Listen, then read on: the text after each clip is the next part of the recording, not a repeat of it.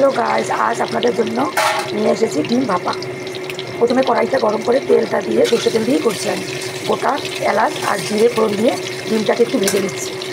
আর এখানে আমি পেঁয়াজ রসুন পেস্ট করে আর কাঁচা লঙ্কা পেস্ট করে রেখেছি। এখান থেকে খানিকটা পেস্ট আমি নিয়ে নিচ্ছি, তার মধ্যে নুন, স্বাদ মতো হলুদ, একটু শুকনো লঙ্কার গুঁড়ো আর পেঁয়াজ রসুনের পেস্টটা নিয়ে নিয়েছি। আর এখানে শস্য আর পোস্ত পেস্ট করে রেখেছি টমেটো দিয়ে, সেটা দেখুন আপনারা আমি যেভাবে করি। আমার এটা ভাজা হয়ে গেছে ডিমটা, এবার আমি এটাকে উঠিয়ে রাখি।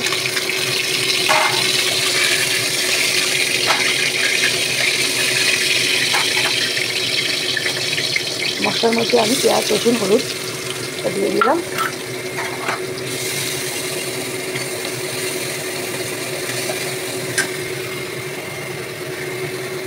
একদম ঝটপট বাটিটা ধুয়ে একটু জল দিয়ে দিচ্ছি আমি।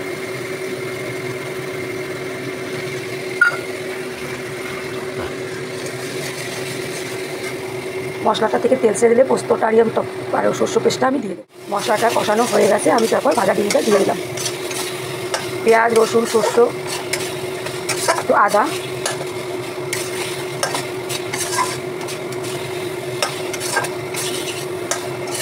দেখুন,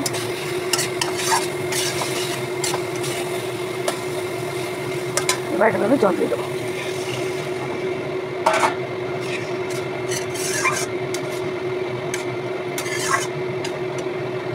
একটু কাঁচা লঙ্কা চিড়ে দিয়ে দিচ্ছি। ফুটে উঠলে একটু সর্ষের তেল দিন। আমি এটা আমার ভাপাটা হয়ে গেছে। এখন আমি একটু কস্তুরি মেথি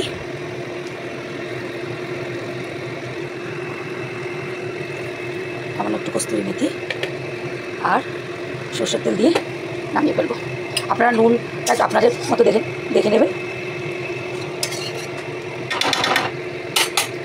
যেহেতু ভাপাই জন্য আমি একটুখানি সর্ষের তেল দিয়ে দিচ্ছি।